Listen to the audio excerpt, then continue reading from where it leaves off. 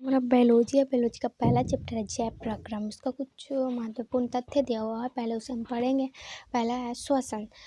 सांस लेना एक ऐसी प्रक्रिया है जिसमें प्राणी खाद्य अणुओं को ऑक्सीकृत करके कोशिका के लिए ऊर्जा पैदा करता है। सांस लेने की क्रिया के फलस्वरूप पानी और कार्बन डाइऑक्साइड बनते हैं। ये दोनों ही अपशिष्ट पदार्थ जिन्हें शरीर से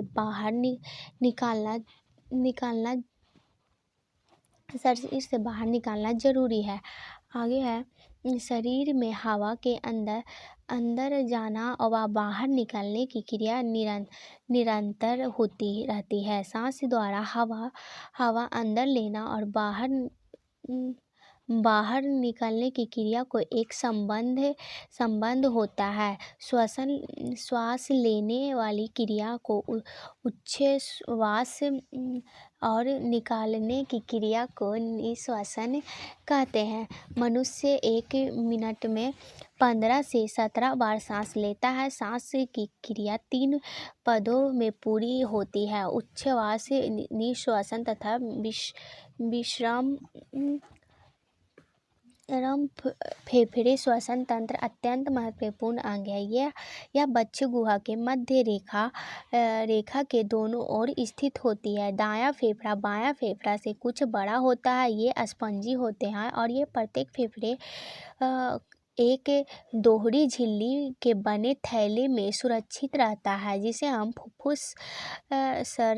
फुफ्फुस सावरण कहते हैं। फेफड़े में लाखों कोशिकाएं होती है और ये हृदय से आए हुए अशुद्ध रक्त को श्वसन क्रिया में आई हुई ऑक्सीजन से शुद्ध करते हैं तथा रक्त में घुली हुई कार्बन डाइऑक्साइड को बाहर निकालते हैं और रक्त की शुद्धि के बाद उन्हें पुनः हृदय में वापस भेज देते हैं। आगे है मानव में श्वासोच्छ्वास की विधि। इसे फुफ्फुस सावर्तन भी कहते हैं। यह प्रक्रिया 2 उपचारों में विभाजित है। पहला है अंतःश्वसन। अंतःश्वसन के दौरान डायफ्राम की आंतरिक मांसपेशियां तथा बाह्य अंतःपेशियां सिकुड़ती है। आगे है इसका कारण डायफ्राम उदर की ओर झुक जाता है और फुफ्फुस के वायु दाब में कम होने लगता है। इसलिए वायु वातावरण से नासिक द्वारा फेफड़े में प्रवेश करता है। अगला इसका प्रकार अंतःरूप श्वसन में फुफ्फुस के भीतर वायु का आना उसके भीतर वायु दाब पर निर्भर करता है। अगला है निश्वासन। निश्वासन के दौरान डायफ्राम की आंतरिक पेशियों तथा अंततः अंतर पेशियों का शिथिल होता है, जिसके कारण डायफ्राम वक्ष की ओर ऊपर उठता है और वक्षीयता भित्ति भीतर की ओर गति करती है। इससे कि फुफ्फुस में वायु दाब अधिक हो जाता है और फेफड़े से वायु नासिक से होती हुई बाहर चली जाती है। आगे हमारा है श्वसन तथा श्वसन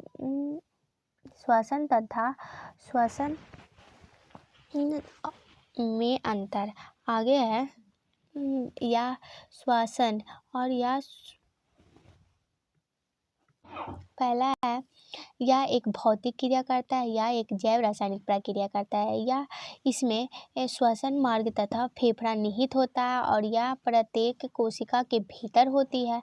इसमें वायु का अंतःश्वसन तथा बाह्य श्वसन होता है। इसमें ग्लूकोज का ऑक्सीकरण होता है जिससे कि ऊर्जा का विमोचन होता है। आगे है मानव पाचन तंत्र।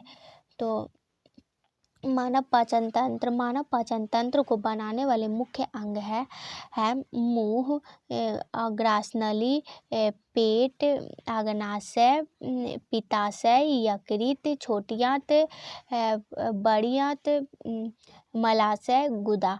ये और आगे है मुंह। मुंह के पाचन तंत्र की शुरुआत वास्तव में पाचन तभी से शुरू हो जाता है जब आप खाना को चबाना शुरू करते हैं। आगे है लार ग्रंथि। लार ग्रंथि मुंह के आसपास स्थित लार ग्रंथि सक्रिय होती है। जब आप खाना शुरू करते हैं तो आप अपने भोजन को ऐसे टुकड़ों में चबाते हैं जो कि अधिक आसानी से पच सके। आपकी लार भोजन के साथ घुल मिल जाती है और इसे एक ऐसे रूप में तोड़ना शुरू कर देती है जिससे आपका शरीर अवशोषित और उपयोग कर सकता है। आगे है लार।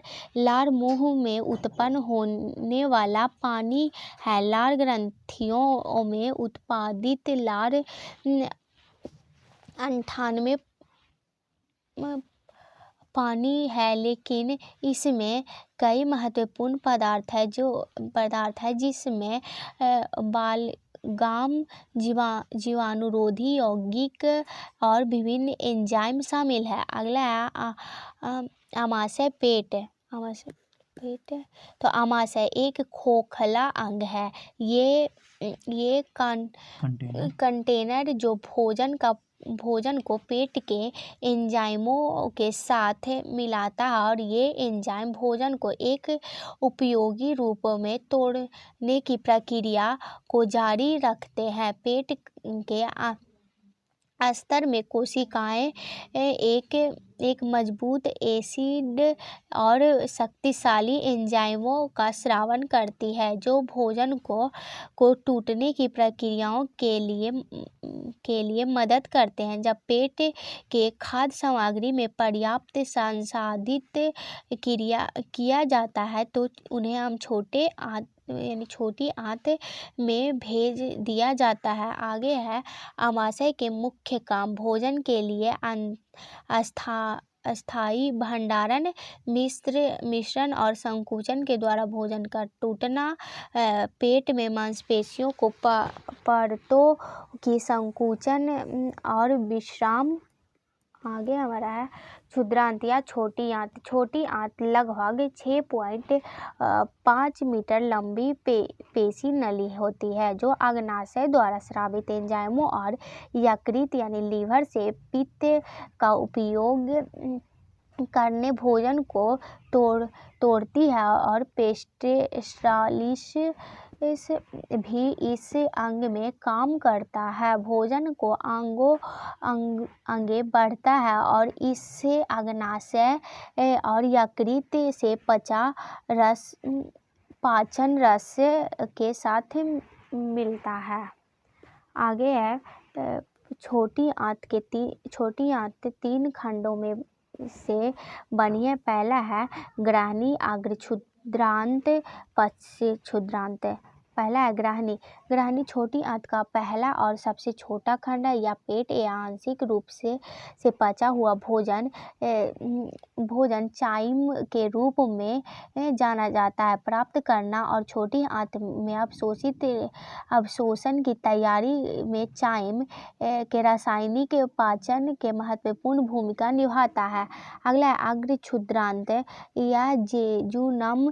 प्राथमिक कार्य अवशोषण है या जहाँ शर्करा, अमीनो एसिड और फैटी एसिड अवशोषित होता है। आगे है पश्च क्षुद्रांत। इसलिए इसका मुख्य कार्य है विटामिन बी यानी 12 पित्त लवण को अवशोषित करना और जिन चीज़ों का जेजुनम के द्वारा अवशोषित नहीं किया गया था उन्हें पहचान करना और इसके अंदरूनी भाग को खुद वटों से बना है, जिनमें से प्रत्येक में कई छोटी उंगलियां जैसी दिखती हैं, जिन्हें विलाइन कहते हैं, जो कि इसकी सतह में अवशोषण योग्य बनाते हैं। आगे यकृत के कई कार्य, लेकिन पाचन तंत्र के भीतर इसका मुख्य काम छोटी आंत से अवशोषित पोषक तत्वों को संसाधित करना। छोटी आंत में यकृतों से स्रावित पित्त भी वसा और कुछ विटामिन को पचाने में महत्वपूर्ण भूमिका निभाता है। आगे है विद्रांत यानी बड़ी आंत। बड़ी आंत या विद्रांत अपशिष्ट के प्रसंस्करण के लिए जिम्मेदार है, ताकि आंत खाली करना आसान और सुविधाजनक हो जाए। यह एक 6 फुट लंबी नली होती है, जो कि छोटी आंत को मलाशय से जोड़ती है। आगे है मलाशय। मलाशय एक सीधा 8 इंच का कक्ष नली है रूप में है, जो विद्रांत को गुदा से जोड़ता है, और मलाशय का काम विद्रांत्र से मल प्राप्त करना है और मल को खाली किया जाना है। अगला है रक्त संचरण और कार्य। रक्त लाल रंग का तरल पदार्थ है, जो हमारे शरीर में संचारित होता है। यह लाल रंग इसलिए होता है क्योंकि इसकी लाल कोशिकाओं में हीमोग्लोबिन नाम का लाल रंग पाया जाता है। रक्त संयोजी ऊतक होता है। इसमें 4 चीज पाई जाती है। पहला, प्लाज्मा, लाल रक्त कण, लाल रक्त कोशिकाएं आरबीसी, श्वेत रक्त कण और सफेद रक्त कोशिकाएं डब्ल्यूबीसी और प्लेटलेट्स विमाणु। आगे रक्त के कार्य। रक्त शरीर के तापमान को नियंत्रित करता है। यह फेफड़े में से ऑक्सीजन लेता है और उसे शरीर के अन्य अंगों में पहुंचाता है। यह सांस बाहर छोड़ने के लिए शरीर की कोशिकाओं से कार्बन डाइऑक्साइड लेकर उसे फेफड़ों में पहुंचाता है। आगे है हमारा प्लाज्मा। तरल या रक्त के तरल हिस्सों को प्लाज्मा कहते हैं। यह रंगहीन तरल होता है, जिसमें 90 पानी, प्रोटीन और अकार्बनिक लवण होते हैं। इसमें घुलनशील रूप में ग्लूकोज, एमिनो एसिड, वसा, यूरिया, हार्मोन, एंजाइम आदि जैसे कुछ कार्बन पदार्थ होते हैं। यह शरीर में इन घुलनशील पदार्थ को एक हिस्से से दूसरे हिस्से में पहुंचाता है। प्लाज्मा के प्रोटीन में एंटीबॉडीज होते हैं, जो बीमारियों और संक्रमण के खिलाफ शरीर की रक्षा प्रणाली में सहायता करते हैं। आगे हमारा लाल रक्त कण या आरबीसी। इसमें एरिथ्रोसाइट्स भी कहते हैं। यह आरबीसी में पाया जाता है।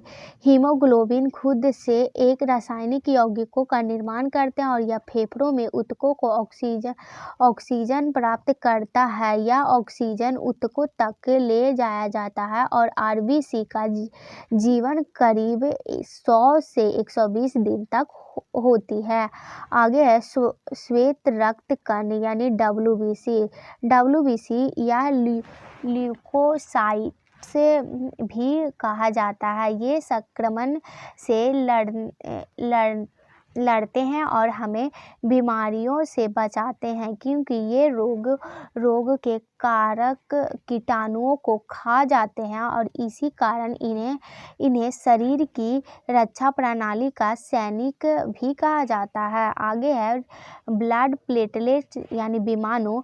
ब्लड प्लेटलेट्स को थ्राइकोसाइट्स भी कहते हैं। यह छोटे गोलाकार या अंडाकार रंगहीन कोशिका होती है जो कि अस्थि मज्जा से बनी होती है। इनमें नाभिक नहीं होता है और कटने या घाव लगने पर यह रक्त जो जमने यानी खून का थक्का बनने में मदद करता है, जिसके कारण खून का बहना रुक जाता है। आगे है हृदयाकोश या कशेरुकियों का हृदय पेशियां से बना होता है जो कि अनैच्छिक पेशियां ऊतक है। या औसतन मानव हृदय 1 मिनट में 72 बार धड़कता है। मनुष्य का दिल 1 मिनट में 70 मिलीलीटर रक्त पंप करता है। इनमें कुछ 4 हृदय कक्ष होते हैं। बायां निलय हृदय का सबसे बड़ा भाग कुछ बाईं ओर होता है।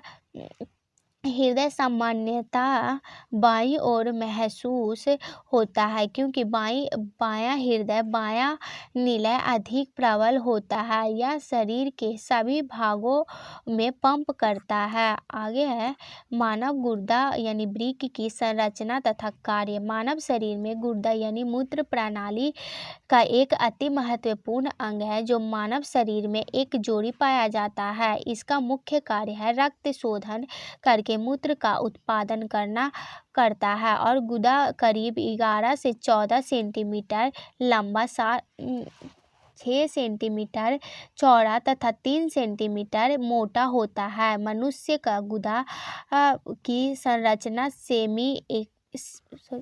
के आकार की होती है।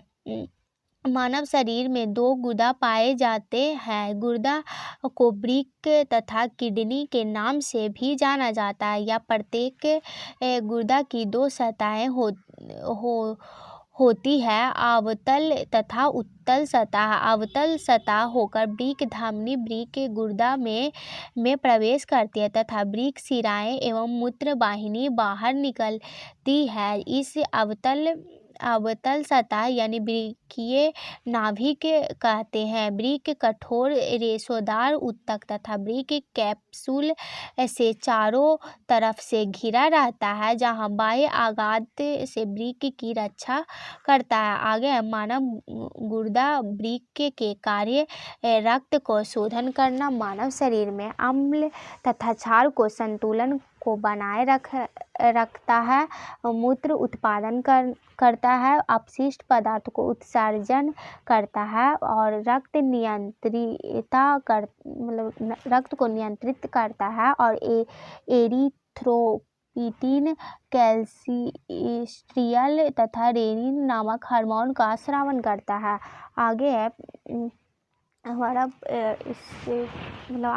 प्रश्न है वस्तुनिष्ठ प्रश्न, जिसका पहला क्वेश्चन है हमारा वसा को वसीय अम्ल में परिवर्तित करता है। तो वसा को वसीय अम्ल में परिवर्तित लाइपेज करता है। आगे है श्वसन एक अपचयन है। और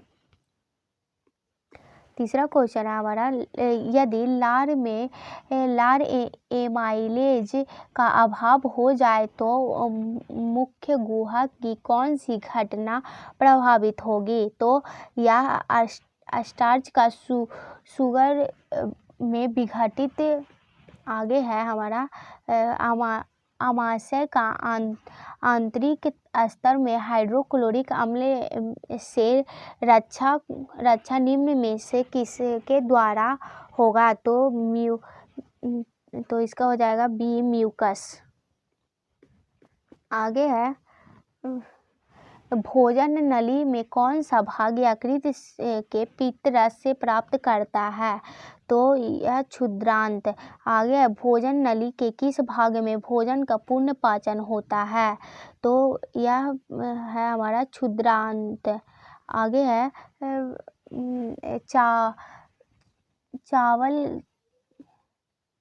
चावल के पानी में कुछ बूंद आयोडीन विलयन की डाली जाए तो विलयन का रंग नीला काला हो जाता है। इससे कि प्रदर्शित होता है कि चावल के पानी में उपस्थित होता है स्टार्च।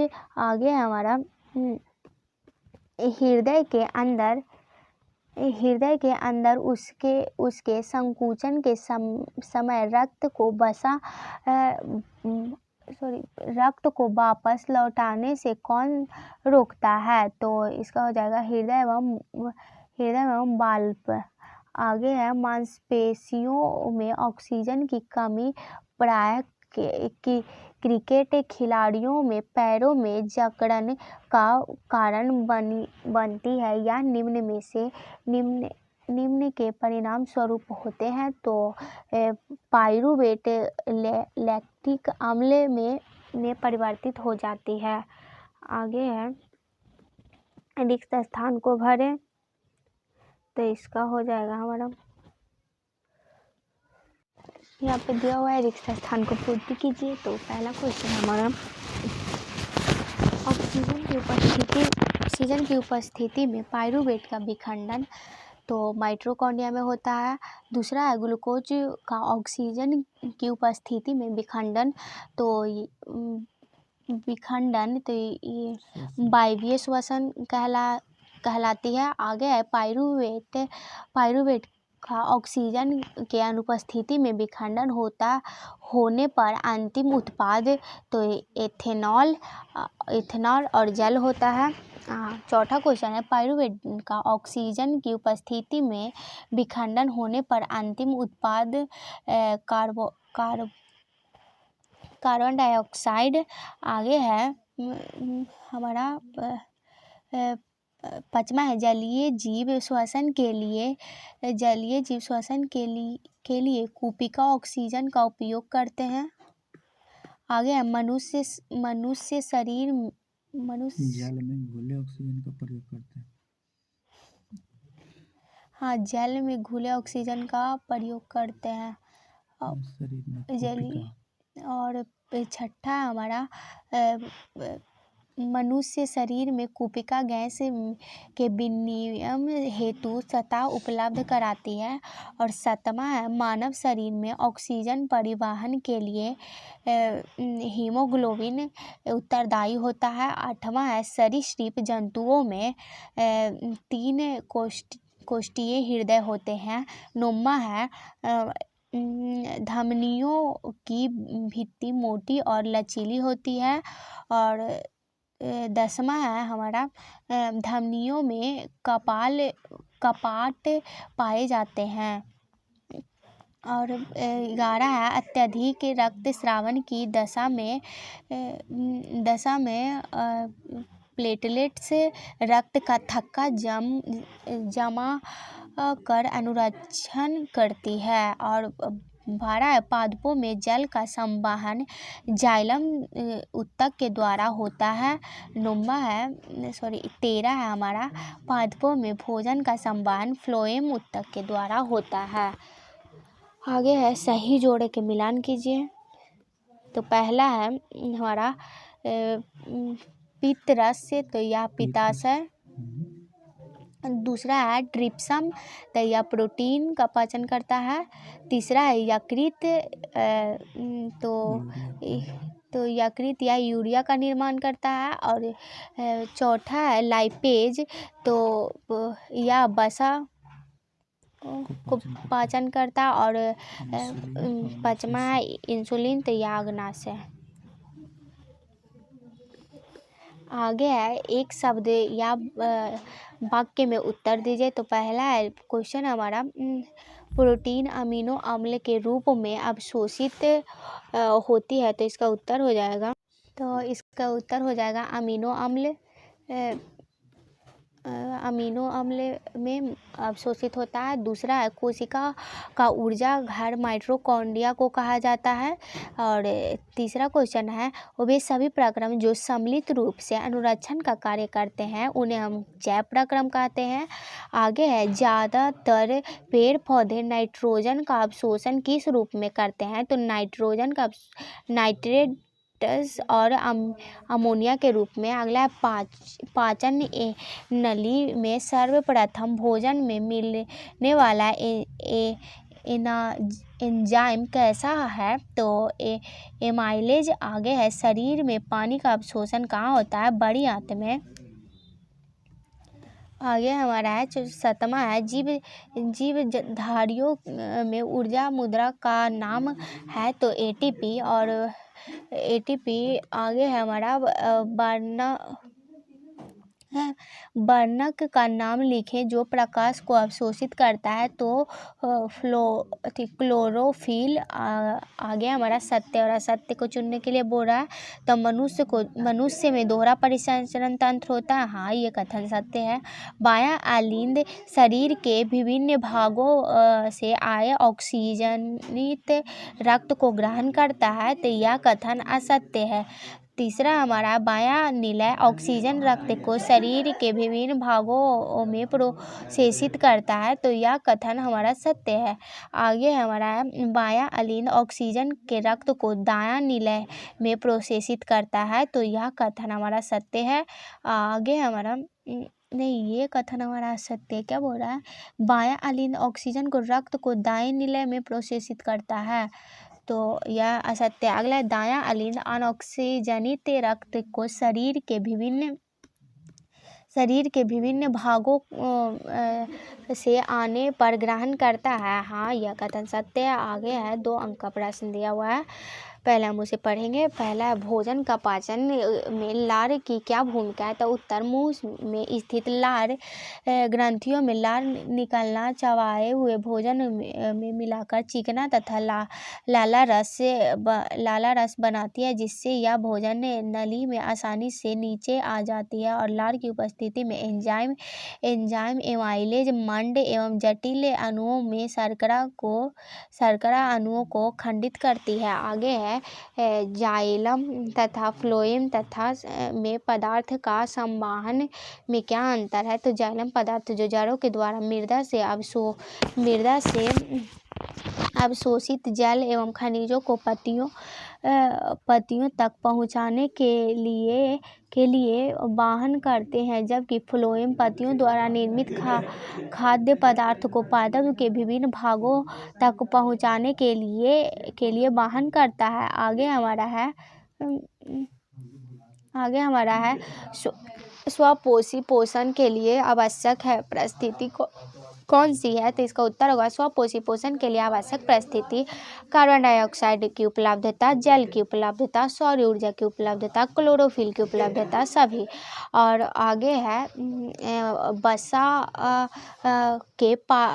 वसा के पाइसीकरण का क्या महत्व है? तो इसका उत्तर होगा हमारा भोजन में वसा बड़ी बड़ी कणिकाओं के रूप में उपस्थित होता है जिन पर पाचन एंजाइम को क्रिया करने में कठिनाई होती है। पाइसीकरण का पित्त रस द्वारा वसा में बड़ी बड़ी कणिकाओं को यांत्रिक रूप से छोटी छोटी कणिकाओं में विभक्त कर दिया जाता है और इसलिए एंजाइम की क्रिया आसानी से हो जाती है। आगे हमारा है हमारे शरीर में हीमोग्लोबिन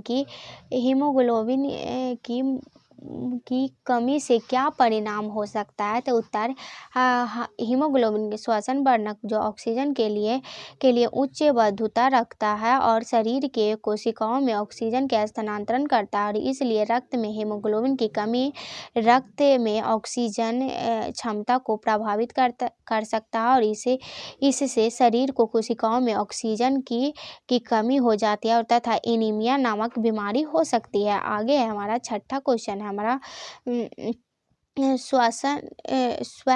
स्वपोषी पोषण एवं विषमपोषी पोषण में क्या अंतर है? तो इसका उत्तर होगा हमारा स्वपोषी पोषण जीव अपना भोजन कार्बन डाइऑक्साइड, जल, क्लोरोफिल की सहायता से प्रकाश की उपस्थिति में प्रकाश संश्लेषण की क्रिया द्वारा बनाते हैं, जबकि विषमपोषी पोषण में जीव अपना भोजन दूसरे जीवों से प्राप्त करते हैं। आगे है जल से बाहर बाहर निकलने पर मछलियाँ क्यों मर जाती है? तो इसका उत्तर होगा जी मछलियाँ गिल्स की सहायता से श्वसन करती है और इसके लिए ये जल में घुली ऑक्सीजन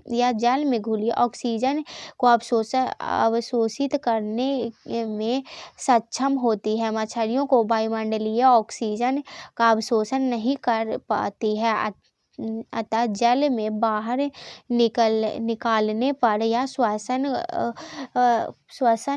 के अभाव में मर जाती है।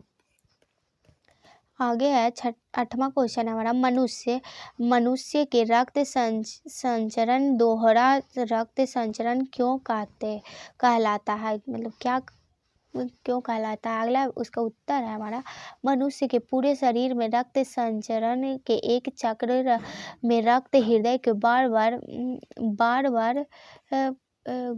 गुजारता है और एक बार दाहिनी भाग में ऑक्सीजनित रक्त और दूसरे बार में बाएं भाग में ऑक्सीजनित रक्त, इसलिए मनुष्य में रक्त संचरण दोहरा रक्त संचरण कहलाता है। आगे है 3 अंक का प्रश्न है। पहला है हमारे आमाशय में अम्ल की भूमिका क्या है तथा एंजाइमों के क्या कार्य है? तो उत्तर हमारे आमाशय में अम्ल भोजन के साथ हानिकारक जीवाणुओं को नष्ट करती है तथा माध्यम को अम्लीय बनाता है, जो पेप्सिन एंजाइमों की क्रियाओं में सहायक होती है। पाचक एंजाइम जटिल कार्बन पदार्थों को सरल पदार्थों में परिवर्तित करने में सहायक होती है। कार्बोहाइड्रेट को ग्लूकोज में बसीय अम्ल में तथा प्रोटीन को अमीनो अम्ल में परिवर्तित करके भोजन का पाचन करते हैं। आगे है एक गमले में लगे स्वस्थ पौधे को पत्तियों पर पेनिसिलिन का लेप लगाकर दिया गया है। क्या यह पौधा लंबे समय तक स्वस्थ बना रहेगा? इसका उत्तर यह पौधा लंबे समय तक स्वस्थ नहीं बना रहेगा, क्योंकि यह श्वसन के लिए ऑक्सीजन ग्रहण नहीं कर सकते हैं तथा यह ऑक्सीजन के अभाव में इसका विभिन्न प्रक्रमों के लिए ऊर्जा का अभाव हो जाएगा। दूसरा है पौधों को प्रकाश संश्लेषण के लिए कार्बन डाइऑक्साइड प्राप्त नहीं हो सकेगा, जिससे कि भोजन का निर्माण नहीं होगा। और तीसरा है हमारा बाष्पोत्सर्जन की प्रक्रिया नहीं होगी और इससे पौधों का अतिरिक्त जल नहीं निकल सकता है तथा जल एवं खनिजों को जड़ से पत्तियों तक प्रवाह बाधित होगा। आगे हमारा प्रकाश संश्लेषण क्या है? समीकरण लिखिए। तो प्रकाश संश्लेषण एक उपचायी क्रिया है जिसके द्वारा हरे पौधे सूर्य के प्रकाश तथा पूर्ण हरिम की उपस्थिति में जल और कार्बन डाइऑक्साइड से मिलाकर कार्बोहाइड्रेट बनाते हैं और ऑक्सीजन गैस उत्पन्न के रूप में निकलती है। आगे C6CO2 प्लस 12H2O जब सूर्य के प्रकाश मिलता है तो C6H12O6 plus 6O2 plus 6H2O यह ग्लूकोज बनाती है। अगला है उत्सर्जन का महत्व लिखिए। तो उत्तर है सजीवों के शरीर में उपचायी क्रियाएं निरंतरता होती है, इसलिए विभिन्न उपयोग पदार्थों का निर्माण होता है जो कोशिकाओं एवं ऊतकों के द्वारा अवशोषित कर लिया जाता है, जबकि वर्ज्य पदार्थ शरीर के लिए अनुपयोगी होते हैं। इन्हें अनुपयोगी या वर्ज्य पदार्थ को शरीर से बाहर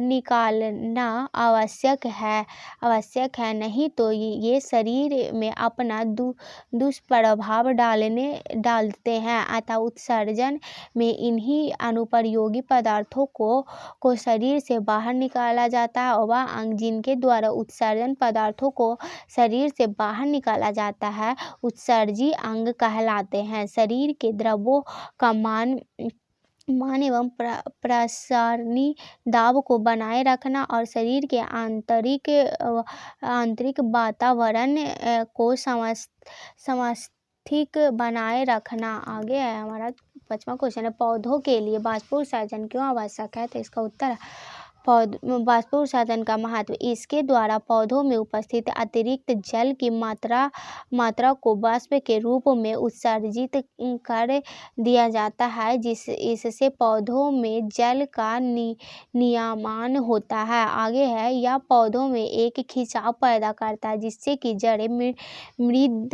मृदा से लवण एवं जल को अवशोषित करके पौधे के ऊपर भाग में पत्तियों को प्रोशोषित कर पाते हैं। अगला क्वेश्चन है, सभी पौधे दिन के प्रकाश में ऑक्सीजन एवं रात्रि में कार्बन डाइऑक्साइड देता है, क्यों? आप इस कथन से सहमत हैं?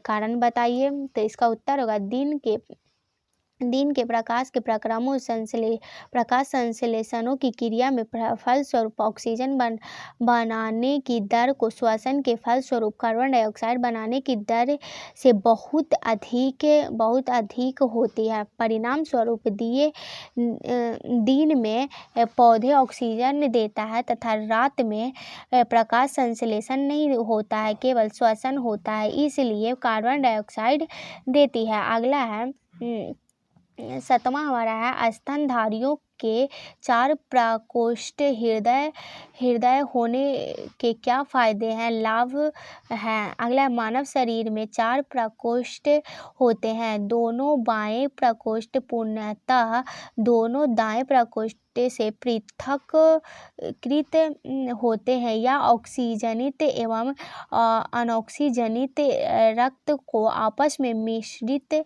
होने से रोकता है और इससे ऑक्सीजनित रक्त संपूर्ण शरीरों को उपलब्ध करने की क्षमता बढ़ जाती है। आगे है, धमनियों की तुलना में शिराओं में पतली दीवारें क्यों होती है?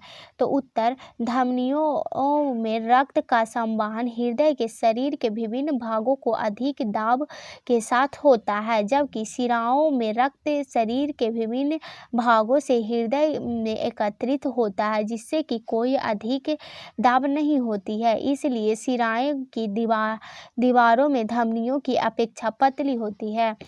आगे है, वृक्काणु की रचना तथा क्रियाविधि का वर्णन कीजिए।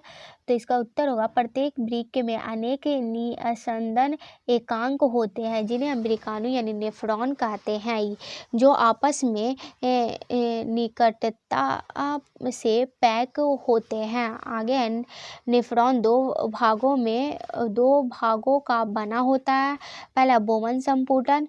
नेफ्रॉन एक प्याली के समान संरचना होती है। इसमें कोशिकाओं का गुच्छ होता है, इसे ग्लोमेरुलस कहते हैं। दूसरा है, स्रावी कुंडलित भाग। यह बोमन संपुटन के पीछे कुंडलित भाग होता है। इसके तीन भाग होते हैं। पहला है, समीपस्थ कुंडलित नलिका, यू आकार का हेनेल का लूप, और दूरस्थ कुंडलित नलिका। आगे है, वृक्काणु की क्रियाविधि। वृक्काणु धमनी, वृक्काणु नलिकाएं, कोशिकाएं, गुच्छ, छने हुए मूत्र जिसमें यूरिया, यूरिक अम्ल आदि होते हैं को एकत्र कर लेती है और इस प्रारंभिक निस्पंदन के कुछ उपयोगों में पदार्थों ग्लूकोज, अमीनो अम्ल, लवण और प्रचुर मात्रा में जल रह जाते हैं। नलिका में मूत्र जैसे 2 अंग बढ़ता है।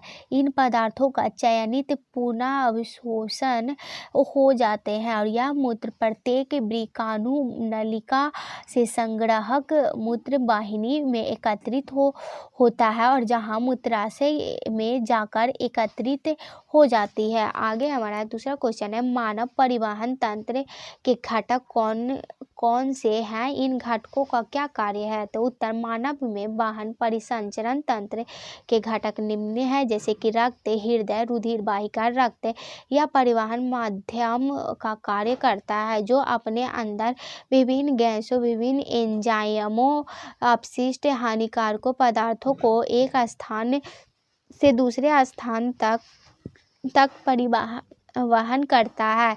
दूसरा हमारा है हृदय। यह रक्त को विभिन्न भागों में भेजने एवं वहां से रक्त को एकत्रित करने के लिए पंप का कार्य करता है। रुधिर वाहिकाएं, इनका माध्यम से रक्त का विभिन्न भागों में परिवहन होता है। आगे हमारा वायवीय एवं अवायवीय श्वसन के मुख्य अंतर बताएं।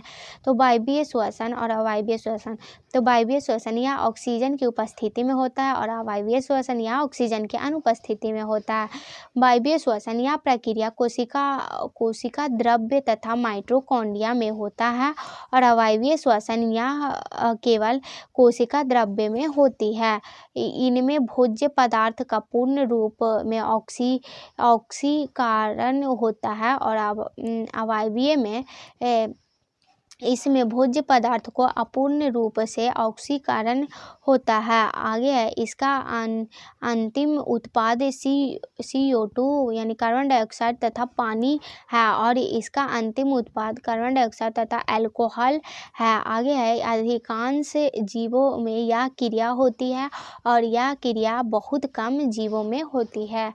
आगे है मनुष्य में कार्बोहाइड्रेट, प्रोटीन एवं वसा का पाचन कैसे होता है, वर्णन कीजिए। तो उत्तर, मुख गुहा में होने वाली पाचन क्रियाएं में भोजन के कणों में छोटे छोटे टुकड़ों में तोड़ा जाता है और लार ग्रंथियों से निकाली लार भोजन में उपस्थित स्टार्च को शर्करा में बदल देता है। लार में उपस्थित एंजाइम भोजन को चिकना व लुगदीदार बनाता है और आमाशय में भोजन को आमाशयीय पाचक रस में उपस्थित एंजाइमों भोजन की उपस्थिति में प्रोटीन को छोटे छोटे टुकड़ों में तोड़ देती है। आमाशय में पाचन के बाद जब भोजन ग्राहनी में पहुंचता है तो यकृत में आया पित्तरस भोजन से अभिक्रिया करके वापस पायसीकरण कर देता है तथा माध्यम के क्षारकीय बना देता है, जिससे कि अग्नाशय से आए पाचक रस में उपस्थित एंजाइम क्रियाशील हो जाते हैं और ये भोजन में उपस्थित प्रोटीन, कार्बोहाइड्रेट एवं वसा का पाचन कर देते हैं। ग्राहनी पाचन में जब भोजन क्षुद्रांत में पहुंचता है तो वह आंतरिक रस में उपस्थित एंजाइम बचे हुए प्रोटीन, कार्बोहाइड्रेट तथा वसा का पाचन कर देता है। आगे है अमीबा अपना पोषण कैसे प्राप्त करता है और चित्र साहित्य समझाएं।